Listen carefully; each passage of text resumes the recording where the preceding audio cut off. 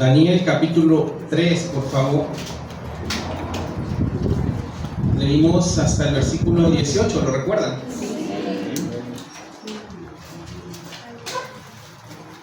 ¿Podemos leer el 19 al final, por favor? Les invito a que se pongan en pie. Daniel 3, leímos hace un momento hasta el 17, hasta el 18. Hasta el 18. Vamos a leer del 19 al final. Juntos, por favor, hermanos, si ya tienen la lectura en sus Biblias. Dice así la palabra de Dios. Entonces Nabucodonosor se llenó de ira y se desnudó el aspecto de su rostro contra Sadrach, Mesach y Abednego, y ordenó que el horno se calentase 7 veces más de lo acostumbrado, y mandó a hombres muy vigorosos que tenía en su ejército que atasen a Sadrach, Mesach y Abednego para echarlos en el horno de fuego ardiendo. Entonces estos varones fueron atados con sus mantos, sus calzas, sus turbantes y sus vestidos, y fueron echados dentro del horno de fuego ardiendo. Y como la orden del rey era apremiante y lo habían calentado mucho, la llama del fuego mató a aquellos que habían alzado a Sadrach, Mesach y Abednego. Y estos 3 varones, Sadrach, Mesach y Abednego, cayeron atados dentro del horno de fuego ardiendo. Entonces el rey Nabucodonosor se espantó y se levantó apresuradamente y dijo a los de su consejo: ¿no echaron a 3 varones atados dentro del fuego? Ellos respondieron al rey: es verdad, oh rey. Y él dijo: he aquí yo veo 4 varones sueltos que se pasean en medio del fuego sin sufrir ningún daño, y el aspecto del cuarto es semejante a hijo de dioses. Entonces Nabucodonosor se acercó a la puerta del horno de fuego ardiendo y dijo: Sadrach, Mesach y Abednego, siervos de Dios Altísimo, salid y venid. Entonces Sadrach, Mesach y Abednego salieron del medio del fuego, y se juntaron los sátrapas, los gobernadores, los capitanes y los consejeros del rey para mirar a estos varones, cómo el fuego no había tenido poder alguno sobre sus cuerpos, ni aun el cabello de sus cabezas se había quemado, sus ropas estaban intactas y ni siquiera olor de fuego tenían. Entonces Nabucodonosor dijo: bendito sea el Dios de ellos, de Sadrach, Mesach y Abednego, que envió su ángel y libró a sus siervos que confiaron en él y que no cumplieron el edicto del rey, y se entregaron sus cuerpos antes que servir y adorar a otro Dios que su Dios. Por tanto, decreto que todo pueblo, nación o lengua que dijere blasfemia contra el Dios de Sadrach, Mesach y Abednego sea descuartizado y su casa convertida en muladar, por cuanto no hay Dios que pueda librar como este. Entonces el rey engrandeció a Sadrach, Mesach y Abednego en la provincia de Babilonia. Tomen sus lugares, por favor. No pierdan esta cita. Por favor, mantengan la cita para proceder rápidamente. El título de la predicación de hoy es Respuestas de una fe valiente frente a la amenaza. Vuelvo, repito, respuestas de una fe valiente frente a la amenaza. Dice el verso 16 que leímos hace un momento: Sadrach, Mesach y Abednego respondieron al rey Nabucodonosor diciendo: no es necesario que te respondamos sobre este asunto. He aquí nuestro Dios a quien servimos puede librarnos del horno de fuego ardiendo y de tu mano, oh rey. nos librará, y si no, dice, y si no, sepas, oh rey, que no serviremos a tus dioses, ni tampoco adoraremos la estatua que has levantado. Oramos, hermanos. Señor, estamos tus hijos delante de ti. Es tiempo de que nos hables a través de tu palabra. Prepara, por favor, nuestro corazón. Te rogamos, Señor, que quites cualquier oposición del enemigo para que podamos escuchar tu palabra en esta hora y nos permitas, Señor, entender que necesitamos vivir dedicados a ti, dedicados a servirte, no importando el costo, Señor. Ayúdanos a tomar a nuestros hermanos, de los cuales hemos escuchado sus testimonios, como ejemplo. Ayúdanos a que, a pesar de nuestras persecuciones que son tan sencillas, tan ligeras, a mantenernos fieles, Señor. Y permítenos que tu palabra sea ese aliento que nosotros necesitamos para obedecerte bajo cualquier circunstancia. Bendice a tu pueblo en esta hora, pues te lo rogamos en el nombre de tu Hijo Jesucristo. Amén. Tome su lugar, hermano. Pues después de escuchar los versículos previos a la oración, no los que leímos, sino los que yo leí hace un momento, versículos 16 al 18, quisiera hacerles una pregunta. ¿Alguien aquí cree posible que una historia como esta, como la que acabamos de leer, ocurra en nuestros días? Sí.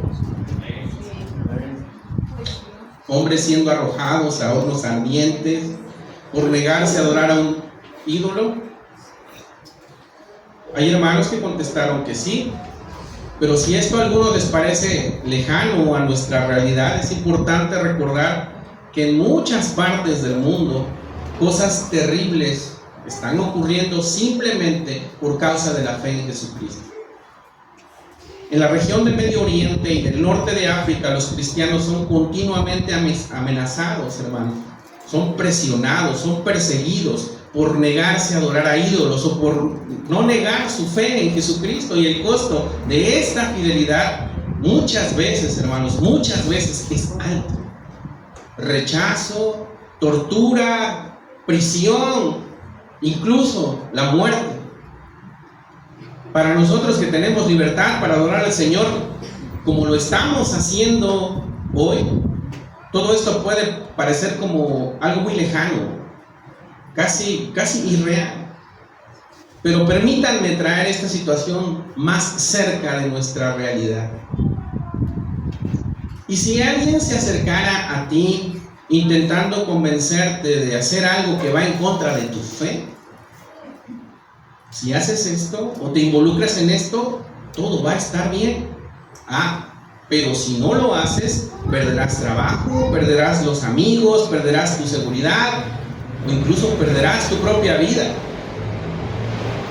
Tal vez algunos aquí ya hemos enfrentado algo parecido en nuestro caminar cristiano.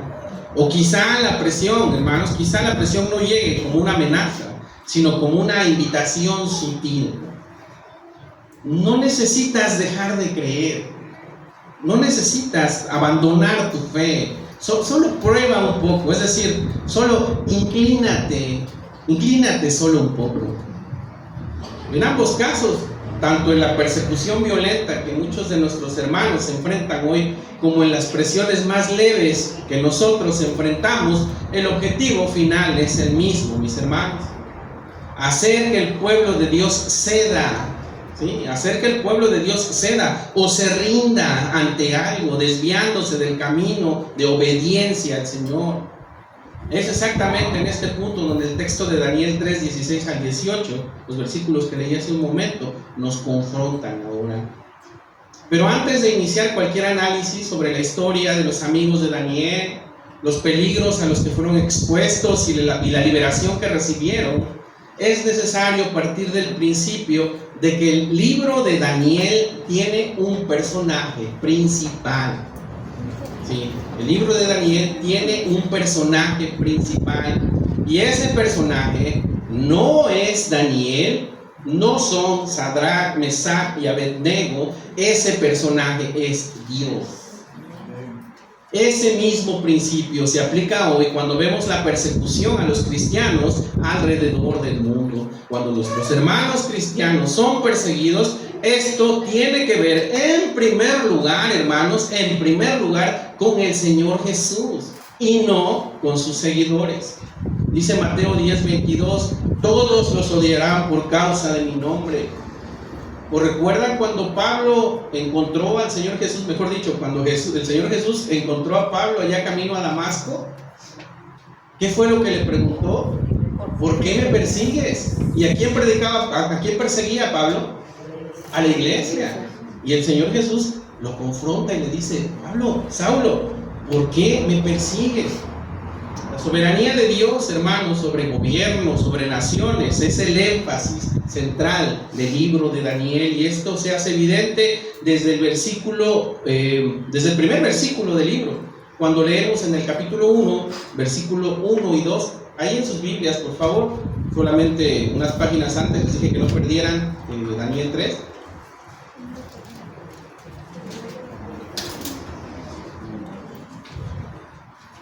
Uno y 2. En el tercer año del reinado de Joacim, rey de Judá, vino Nabucodonosor, rey de Babilonia, a Jerusalén, y dice, la sitió. ¿Sí están conmigo? Y el Señor entregó en sus manos a Joacim. ¿Quién entregó a Joacim? El Señor entregó en sus manos a Joacim, rey de Judá. Hermanos, dejen de leer. No fue Nabucodonosor quien venció por su superioridad militar. El texto afirma que el Señor, que Dios entregó al rey de Judá en manos de Nabucodonosor. Y esto nos muestra que incluso un acontecimiento como este está bajo la soberanía divina, está bajo el control de Dios. La historia inicial del libro de Daniel es bien conocida. Conocemos el libro de Daniel, la invasión de Jerusalén por Nabucodonosor. Jóvenes de la nobleza de Judá, entre ellos Daniel, sus amigos, son llevados al exilio en Babilonia y comienzan a ser instruidos en la cultura, la lengua, la sabiduría de los caldeos. Cambio de nombre, cambio de alimentación, cambio de costumbres, de idioma, cambio de vestimenta están en escena. Pero detrás de todo esto existe un esfuerzo cultural y religioso por transformar lo más importante de la vida de Daniel y de sus amigos: la fe en el único Dios vivo y verdadero. Pero estos jóvenes deciden no contaminarse con la comida del rey, permaneciendo fieles al Señor, y como resultado se vuelven más saludables y se destacan en sabiduría y conocimiento concedidos por el propio Dios. ¿Recuerdan la historia?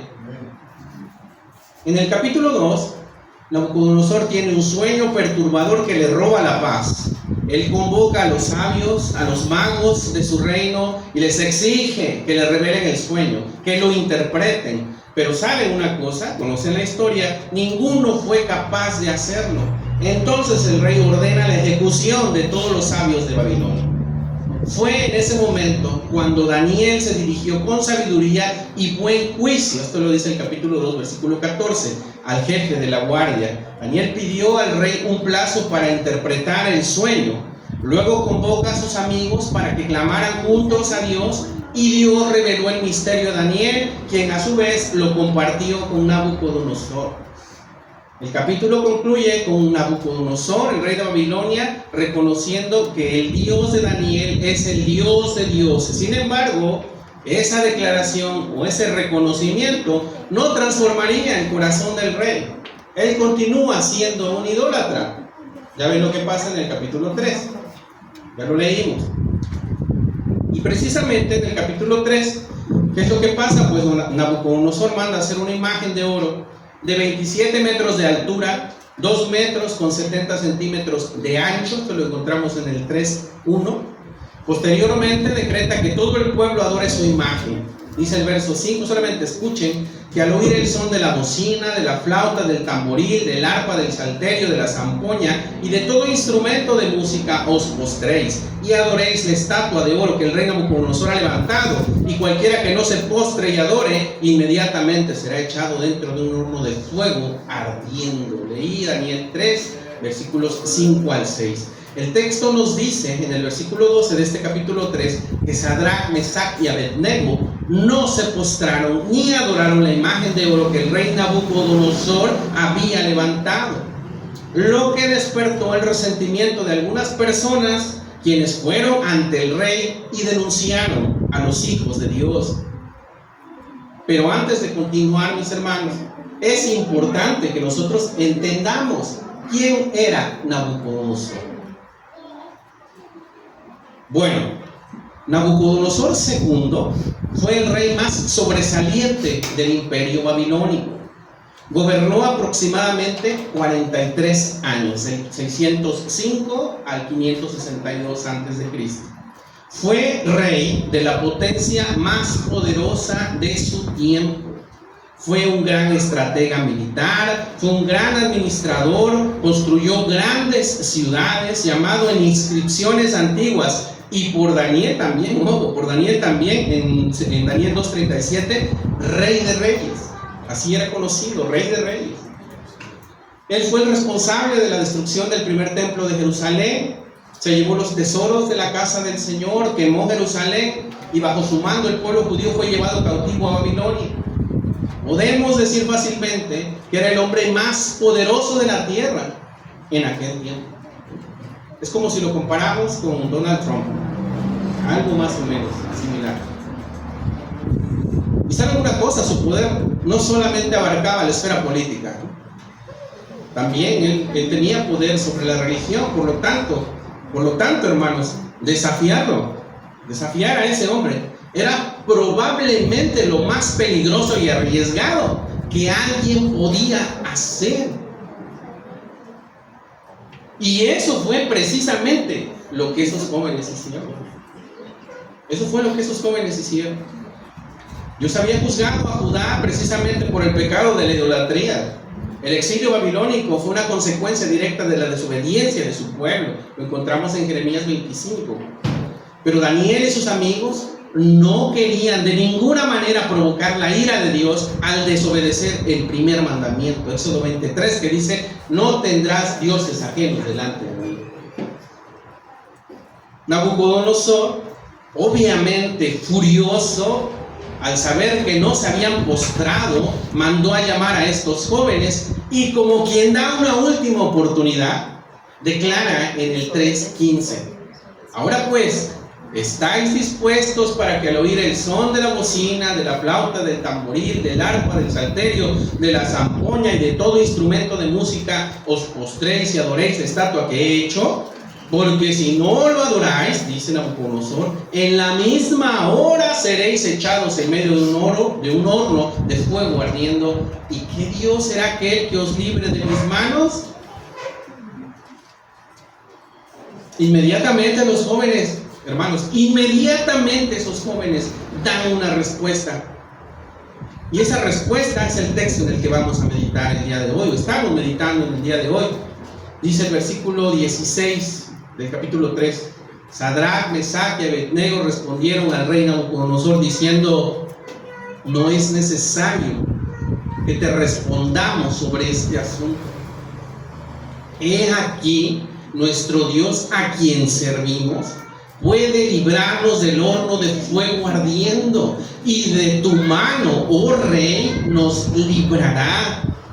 Pero si no, dice, y si no, aunque eso sucediera, sepas, oh rey, que no serviremos a tus dioses, ni tampoco adoraremos la estatua que has levantado.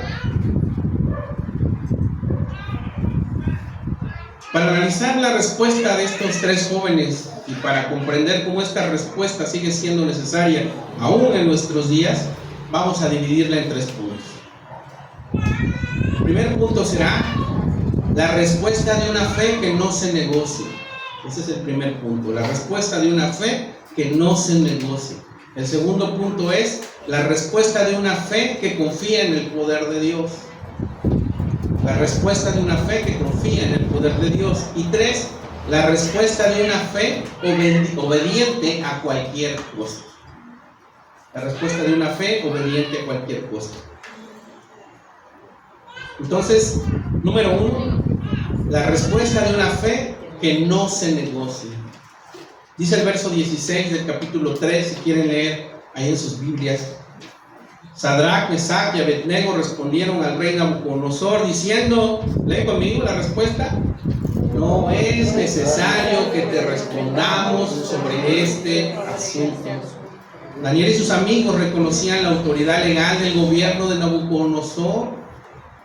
Y no solo la reconocían, mis hermanos, dejen de leer, por favor, dejen de leer. No solo la reconocían, sino que se sometieron y servían de manera ejemplar bajo el liderazgo de este gobierno. Eran empleados ejemplares. Daniel va aún más lejos, pues reconoce plenamente que Nabucodonosor es rey porque Dios lo puso como rey. Dice en el 2:37, tú, oh rey, eres rey de reyes, porque el Dios del cielo te ha dado reino, poder, fuerza, majestad.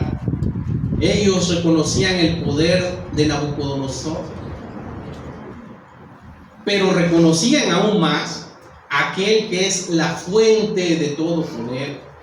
Los 3 jóvenes mostraron respeto, reverencia ante el rey, pero llegaron a un punto de algo que simplemente no era negociable. Simplemente no era negociable. Nabucodonosor estaba intentando ocupar el lugar de Dios. ¿Y saben qué estaba en juego cuando son llamados estos jóvenes a adorar a otro Dios? ¿Saben qué estaba en juego? Su fidelidad. Su fidelidad. Y sí, efectivamente su vida, pero en este caso su fidelidad. Por eso estos muchachos, estos jovencitos, pues no vieron la necesidad de defenderse. Para ellos estaba muy claro que su decisión de no inclinarse ante la estatua era innegociable, es decir, estaban desobedeciendo deliberadamente una orden del rey. En este caso no había lugar para defensa ni justificación, no había lugar para nada que hablar, no había nada que hablar. Hermanos, cuando nos encontramos ante situaciones desafiantes, piensa, en las que nuestra fe es puesta a prueba y la consecuencia pudiera representar el peligro real de desobedecer al Señor, ¿qué decisión debemos de tomar? El texto de Mateo 10:28 nos dice: y no temáis a los que matan el cuerpo, mas el alma no pueden matar. Temed más bien a aquel que puede destruir el alma y el cuerpo en el infierno. Hermanos, Nabucodonosor era de hecho alguien que podía matar el cuerpo. Alguien que podía matar el cuerpo, pero no podía matar el alma. Solo Dios puede destruir tanto el alma como el cuerpo en el infierno. Entonces, la mayor pérdida que podemos tener es seguir el camino de la desobediencia al Señor. Por lo tanto, tengamos una fe valiente para ser obedientes a Dios. Sí, en algunos casos excepcionales, la obediencia a Dios puede costarnos la vida, en un sentido físico. Pero la mayoría de las veces nos costará únicamente la renuncia. Únicamente es la renuncia, el negarnos a nosotros mismos. No siempre la amenaza vendrá en forma de un horno de fuego, como en este caso. No siempre vendrá así. A veces puede presentarse como perder algún tipo de reconocimiento, perder el estatus, comodidad, dinero, perder una promoción en el trabajo, perder amistades, placer con el mundo. Así como el objetivo del horno era apartar a aquellos jóvenes del propósito de Dios, hermanos, hoy día existen muchas invitaciones sutiles que pueden hacer lo mismo con nosotros. Pero cuando se trata, y escuchen bien esto, cuando se trata de obediencia al Señor, no hay espacio para negociaciones. Esto nos debe de quedar claro. Cuando se trata de la obediencia al Señor, no hay espacio para negociaciones. Debemos mantenernos firmes en la fe, creyendo que Él es juez y que conoce absolutamente todo. Mis hermanos, necesitamos mirar constantemente a Jesús, clamar por su gracia, por su misericordia, pues solo en Él podemos tener esa fe valiente que nos permite permanecer firmes. Y es que sin Él no somos valientes. Sin Él no tenemos fe suficiente. Dice la Escritura que sin Él nada podemos hacer. Es por eso que los 3 jóvenes no miraron el horno. Esos jóvenes no miraron el horno, vieron al Señor y afirmaron su confianza en el poder de Dios. Lo que nos da paso a, número 2, la respuesta de una fe que confía en el poder de Dios. La respuesta de una fe que confía en el poder de Dios. Versículo 17. He aquí nuestro Dios, a quien servimos, puede librarnos del horno de fuego ardiente, y de tu mano, oh Rey, nos librará.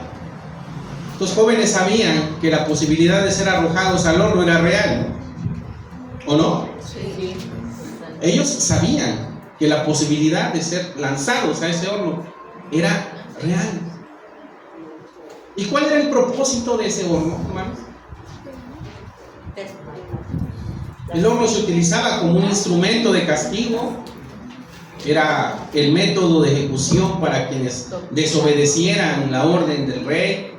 En palabras más simples, el horno tenía como objetivo generar miedo a las personas, miedo para que obedecieran las instrucciones del rey, las órdenes del rey. Entonces, ¿qué está en juego aquí? El poder, el castigo, el miedo, la obediencia. El rey ejercía su poder imponiendo un castigo extremo y el objetivo era claro: lograr que todos, movidos por el miedo, se sometieran a la obediencia que él exigía.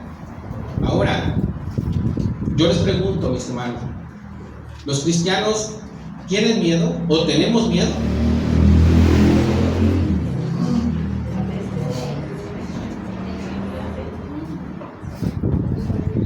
Otra vez, porque creo que no me escucharon bien. ¿Los cristianos sentimos miedo? Sí. Ya los escuché muy más convencidos. ¿Miedo a qué? Bueno, por un lado, muchas veces existe el temor al dolor físico, al sufrimiento, a la tortura, al desprecio, al aislamiento, a ser quemados en un horno de fuego. Por otro lado, no es solo el miedo a perder la vida o a ser torturados, sino también a dejar la esposa, dejar los hijos, dejar la familia desamparada, a no poder ver a los hijos crecer, graduarse, casarse, a no poder celebrar más los cumpleaños, a no poder disfrutar de una vida común. Muchas veces el dolor de tener que separarse de aquello que el propio Dios nos dio o puso en nuestras vidas y que lo reconocemos como una bendición. Mis hermanos, tan solo en el último año, al menos 4.849 cristianos fueron asesinados por amor a Cristo en todo el mundo. 4.849 cristianos. Ellos desafiaron el poder de los hombres y el castigo por obedecer al Señor. Ellos dejaron planes, ellos dejaron proyectos, carrera, familia, amigos, estatus. Pero ¿saben por qué dejaron todo esto? Por un propósito eterno. Hay 2 puntos importantes para reflexionar en esta parte de la respuesta de los jóvenes. Primero, dicen: el Dios a quien servimos. Es parte de su respuesta, ¿no? El Dios a quien servimos. Es cierto que aquellos jóvenes conocían muy bien quién era Nabucodonosor, ¿verdad? Obviamente conocían quién era Nabucodonosor. Conocían su poder militar, conocían su carácter, sus conquistas, su fama, incluso conocían su crueldad. Pero hermanos, ellos conocían aún más el poder y la gloria del Dios a quien ellos servían. Nabucodonosor podía conquistar ciudades, pero Dios es quien crea los reinos y establece naciones. Nabucodonosor podía levantar y derribar ciudades, pero Dios es quien concede poder y fuerza a los reyes. Nabucodonosor gobernó durante cerca de 43 años, pero el dominio de nuestro Dios es eterno e inquebrantable. Nabucodonosor fue perturbado por un sueño, pero Dios es quien escudriña los corazones y revela los misterios. Ese es el Dios a quien Daniel y sus amigos servían, hermanos. Este es el Dios a quien millones de cristianos perseguidos sirven, hermanos nuestros. Este es el Dios a quien nosotros servimos. La confesión de fe de aquellos jóvenes fue algo sumamente importante.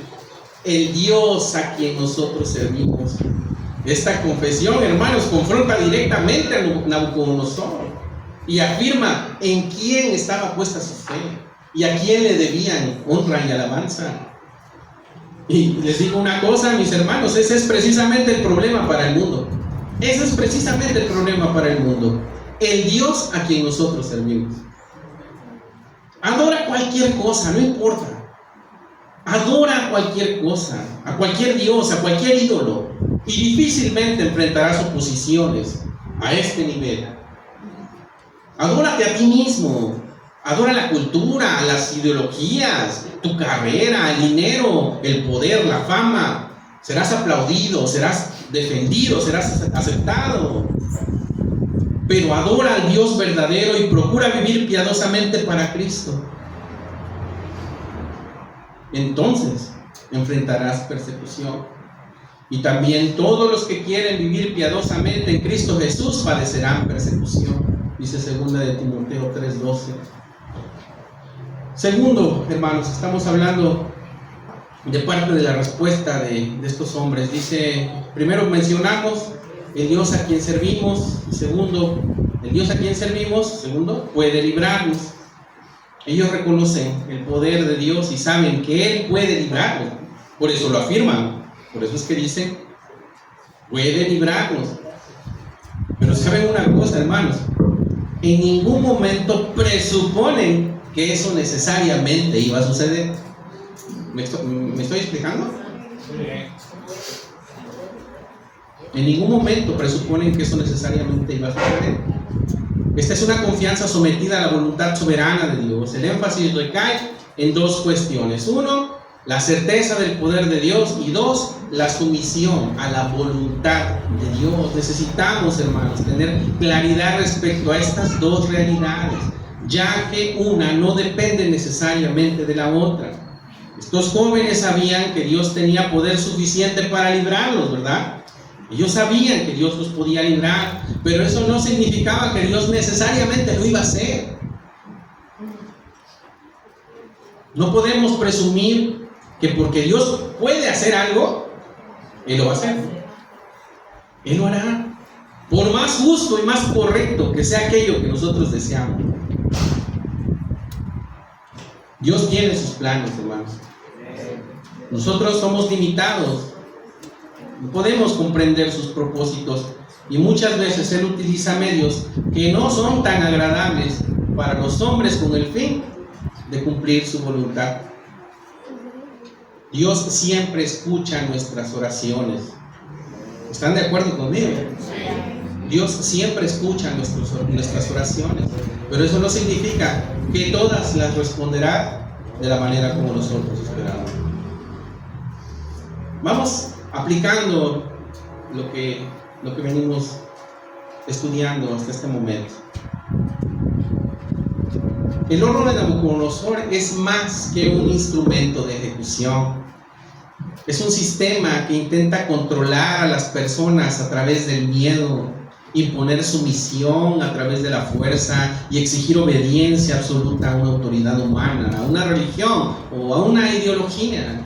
Y aunque hoy no enfrentamos literalmente un horno ardiente, el mecanismo de poder es el mismo en muchos contextos y tiene como objetivo desviar al cristiano de los valores del reino y debilitar la iglesia.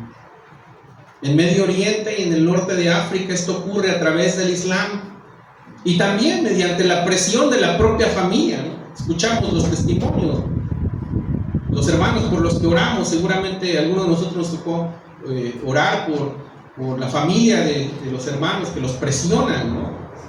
¿Con qué propósito? Bueno, los presionan para que abandonen su fe en Jesús y sigan la fe común, la religión popular del país. Y saben cuál es el objetivo de todo esto, hermanos. ¿Qué es lo que quiere Satanás? Destruir la iglesia. Destruir la iglesia. Así como en el tiempo de Nabucodonosor, ahora existen fuerzas culturales, ideológicas, espirituales, que intentan hacernos doblar las rodillas ante aquello que es contrario a la voluntad de Dios. Pero en ese momento necesitamos tener una fe valiente, ¿sí? Y declarar: no es necesario que te respondamos sobre este asunto. No es necesario que yo te dé mi respuesta porque ya la sabes. Hermanos, ¿qué moldea nuestra obediencia? ¿El miedo a los hombres? ¿El miedo al que dirán? ¿O la fidelidad al Señor? ¿El quedar mal con alguien? ¿O la fidelidad a nuestro Dios? ¿Nos sometemos a personas que intentan dominarnos bajo la amenaza del rechazo, de perder el empleo o de suprimirnos algún beneficio? La mayoría de las veces no será en nombre de adorar a otros dioses, ¿verdad? Porque eso sin duda no lo vamos a hacer.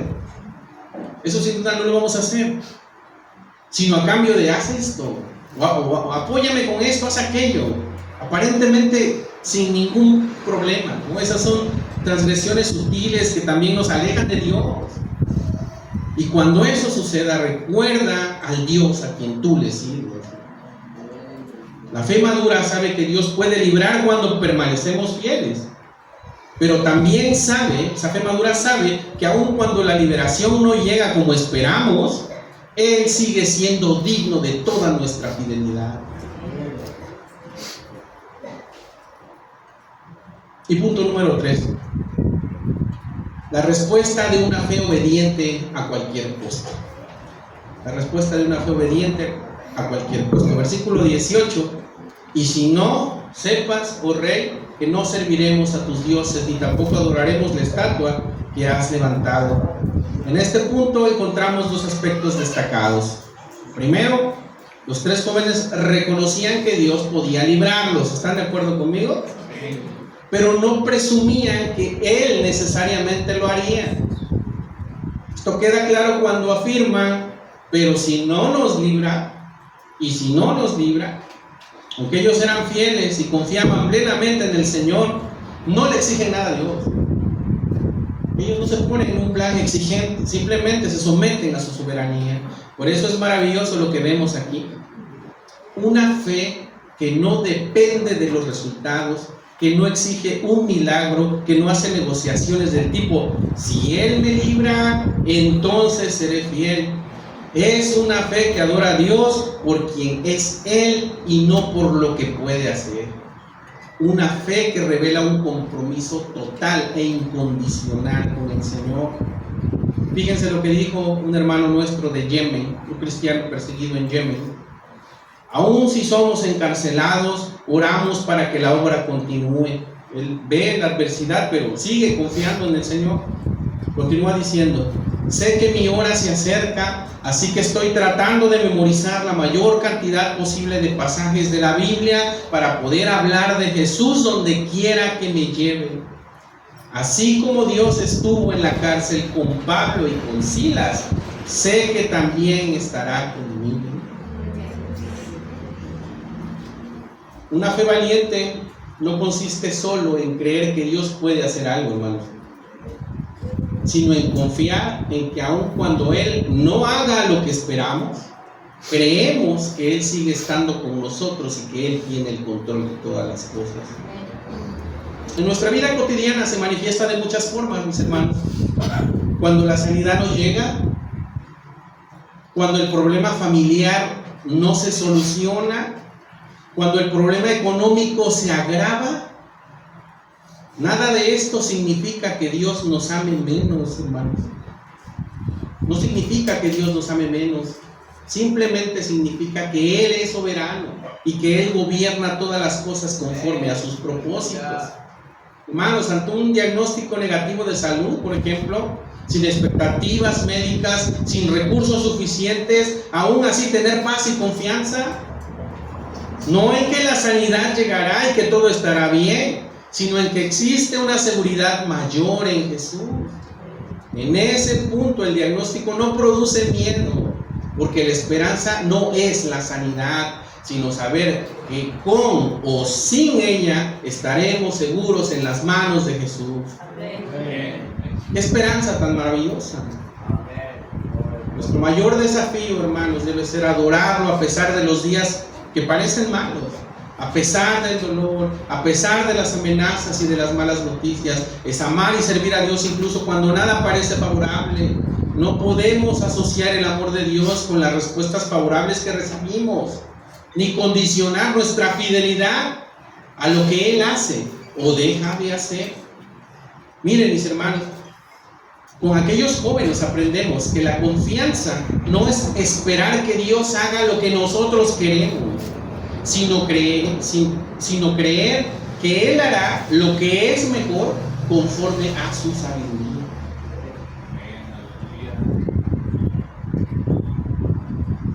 Pero miren, el énfasis de la expresión no serviremos a tus dioses ni adoraremos esta imagen deja claro cuál era el punto central de la respuesta de aquellos jóvenes. La cuestión no era si Dios los libraría o no del horno. Esa no era la cuestión, si Dios los libraría o no los libraría del horno, sino que independientemente de lo que Dios hiciera, ellos no se iban a inclinar delante de otros dioses. Ellos hicieron a un lado el miedo y no se preocuparon por su vida, por su empleo, por su estatus en el reino de Nabucodonosor, solo por una sencilla razón: su fidelidad, su obediencia a Dios.